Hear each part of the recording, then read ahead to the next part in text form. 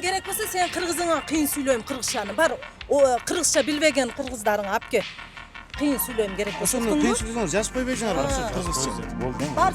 А бул жерде эмнеге түрк тилинде жазылып турат? Түрк тилинде. А эмнеге кыргыз тилинде жазылган?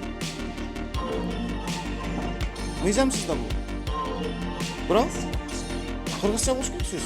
Бирок муну ким түшүнөт? Бул жерде бүт бар түркчө жазылган. Түрк тилинде.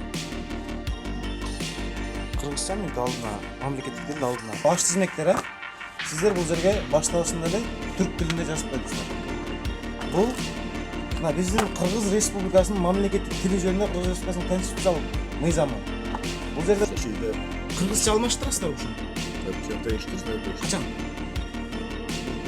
Bir günde değişir. Бир күндө? Bir gün versek erten alıp Эртең алмаштырасыздар. erten değiştir.